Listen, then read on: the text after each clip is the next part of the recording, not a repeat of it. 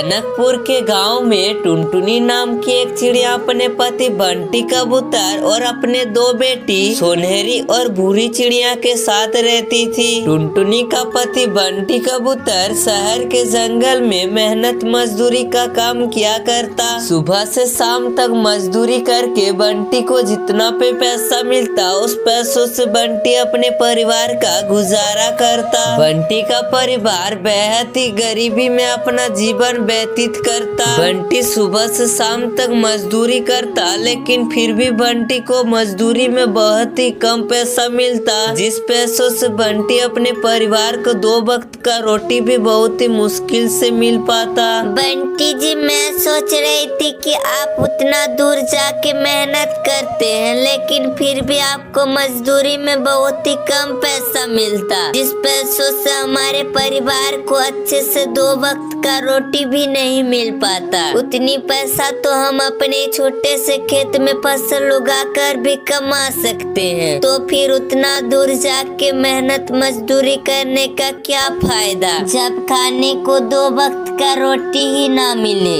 हाँ टुनटुनी, तुम भी सही कह रहे हो। मुझे भी शहर जाकर काम करने का मन नहीं होता, लेकिन क्या करें, घर पास कोई काम भी नहीं है जिस काम को करके हम अपने परिवार का गुजारा कर पाए। इसीलिए मजबूरी में हमें शहर में मजदूरी करने के लिए जाना ही पड़ता है। लेकिन अब ऐसा नहीं होगा। अब हम अपने खेत में ये छोटा मोटा फसल उगाएंगे और उस फसल को बेचकर हम अपने परिवार का गुजारा करेंगे। लेकिन टुनटुनी, हमारे खेत में बोने के लिए बीज लाने के लिए हमारे पॉकेट में फूटी कौड़ी भी नहीं है। तब ठीक है जी, आप एक काम कीजिए, कुछ दिनों तक तब शहर में ही मजदूरी कर लीजिए और उस पैसों के मैं कुछ बचा के रख लूंगी और उस पैसों से हम बाजार से बीज खरीद लेंगे। उसके बाद हम अपने छोटे से खेत में किसी चीज का फसल उगाएंगे और अपने परिवार का गुजारा करेंगे। उसके बाद आपको शहर में मजदूरी करने भी नहीं जाना पड़ेगा। हाँ टुनटुनी, तुमने सही कहा। अब हम वैसा ही करेंगे। चलो, अब मुझे काम पर भी निकलना है। तुम सुनहरी और भूरी का ख्याल रखना, मैं काम पर जा रहा हूँ। इतना कहकर बंटी शहर के जंगलों की ओर मजदूरी करने के लिए चला जाता है। बंटी कुछ दिनों तक मजदूरी करने के बाद टुनटुनी कुछ पैसों को बचा कर रख लेती।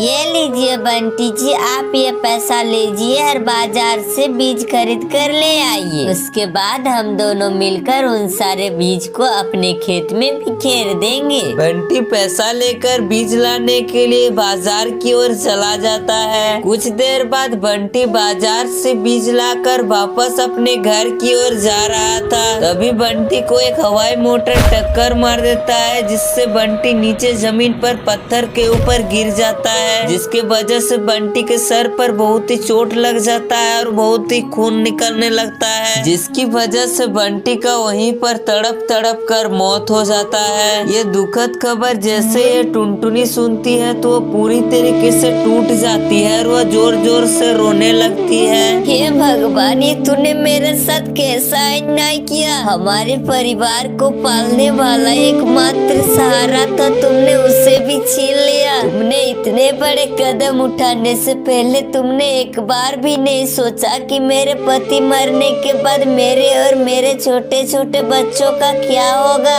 अब तू ही बोल भगवान, मैं अकेली बेसहारी चिड़िया अपने छोटे छोटे बच्चों का परवरिश कैसे कर पाऊंगी। अब तू ही बता और तू ही कोई रास्ता दिखा, वरना मैं और मेरी बेटी तो भूख में ही तड़प के मर जाऊंगी। टुनटुनी, तुम अपने आप को संभालो। तुम ऐसे रोओगे तो तुम्हारे बच्चे भी रोएंगे और तुम लोग रोने से तुम्हारे पति वापस नहीं आएंगे। बंटी हम सबको छोड़कर इस दुनिया से चले गए, अब तुम्हें ही अपने बच्चों को देख रेख करनी होगी। मैं मानती हूँ कि तुम्हारे साथ गलत हुआ, लेकिन क्या करे, एक दिन सबको मरना ही है, भले एक दिन पीछे या फिर एक दिन आगे। अब तुम रोना बंद करो और तुम अपने आप को संभालो। मैं चलती हूँ, तुम अपना और अपने बच्चों का ख्याल रखना। इतना कहकर वो चिड़िया वहाँ से चली जाती है। उस दिन तो टुनटुनी का परिवार रोते रोते ही बिता देती है। अगले दिन टुनटुनी फिर से अपने पति के याद में रोने लगती है। बंटी बंटी मरने के बाद टुनटुनी का तो दिल पूरी तरीके से टूट चुकी थी और वो बंटी के याद में आठों पहर रोती रहती। बंटी जी, आपने तो कहा था कि आप मेरे साथ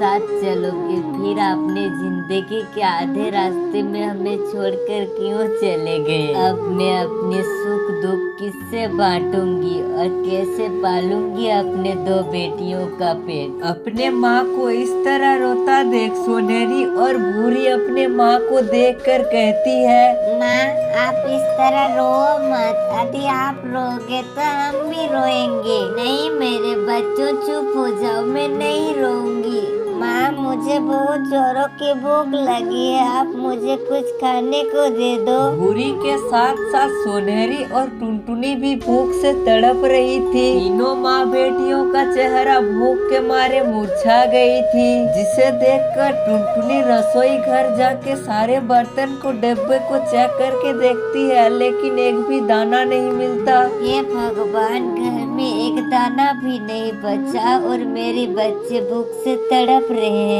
अब मैं अपने बच्चों को क्या खाने के लिए दूं? सुनहरी, तुम भूरी का ख्याल रखना, मैं तुम दोनों के लिए कुछ खाने के लिए लाती हूँ। वो गरीब लाचार माँ अपने बेटियों का भूख मिटाने के लिए वो भागती हुई अपने पड़ोसियन के घर जाकर कहती है, टुनी बहन, मुझ जैसे गरीब लाचार माँ की मदद करो, मेरी बेटी भूख से तड़प रही है। यदि तुम्हारे घर में कुछ दाना है तो मुझे दे दो, जिससे खिलाकर मैं अपने बच्चों का भूख को मिटा सकूं। क्यों रे मनुष्य चिड़िया, मेरे घर को तू अनाथ आश्रम समझ के रखा है? अपने पति को तो खा गई, अब हमें खाने के लिए आई है? अपनी मनुष्य शक्ल लेकर चली जा यहाँ से। तुम जैसे मनुष्य चिड़िया के लिए मेरे पास कोई दाना नहीं है। ऐसे मत बोलो टुनी बहन, यदि तुम्हें दाना नहीं देना है तो मत दो, लेकिन मुझे इस तरह बुरा भला कहकर मुझे जले हुए शरीर को नमक छिड़ा के और मत जला बहन। तुम्हें दाना नहीं देनी है तो मत दो, मैं यहाँ से चली जाऊंगी। इतना कहकर टुनटुनी वहाँ से अपना खाली हाथ लेकर चली जाती है। वो पत्थर दिल वाली चिड़िया को टुनटुनी को देखकर उस पर थोड़ा सा भी दया नहीं आया, बल्कि उसे दाना देने की जगह पे उसे ताने देकर भगा देती है। बेचारी टुनटुनी चिड़िया वहाँ से खाली हाथ लेकर अपनी बेटी के लिए दूसरे घरों में दाना मांगने के लिए चली जाती है। बबली मौसी, मेरी दो बेटी भूख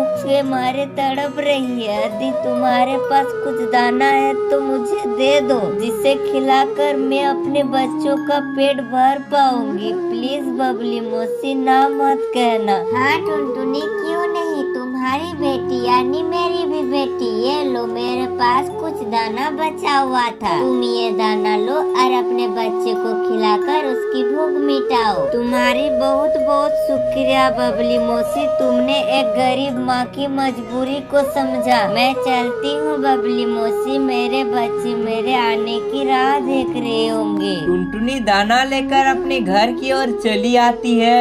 ये लो मेरे बच्चे, मैं तुम दोनों के लिए खाना लेकर आई, तुम दोनों इसे मिल बांट कर खा लो। और आप नहीं खाएंगे माँ? आप ही आइए ना, हम तीनों मिल बांट कर खाएंगे। नहीं सुनेरी बेटा, मुझे भूख नहीं है, तुम दोनों ही मिल बांट कर खा लो। नहीं माँ, हमें नहीं खानी, खाएंगे तो हम तीनों साथ मिल कर खाएंगे, नहीं तो नहीं खाएंगे। ठीक है मेरी बेटी, चलो हम तीनों साथ मिलकर खाएंगे। टुनटुनी को भूख तो बहुत जोरों की लगी थी, लेकिन वो दाना को नहीं खाती बल्कि दाना खाने की नाटक करती, क्योंकि दाना थोड़ा सा ही था। यदि टुनटुनी खा लेती तो उसके बच्चों को भूखा रहनी पड़ती। वो तो बस अपनी बेटी के जीत के आगे खाना खाने बैठ गई और एक एक दाने को चुनकर बस वो खाने की नाटक करती। उस दिन तो टुनटुनी के बच्चों को खाना मिल जाती है। मैं इस तरह अपने बच्चों का पेट भरने के लिए कितने दिनों तक मांगती फिरूंगी, मुझे कुछ न कुछ काम करना ही होगा, वरना मैं इस तरह किसी के आगे कितने दिनों तक हाथ फैलाती रहूंगी।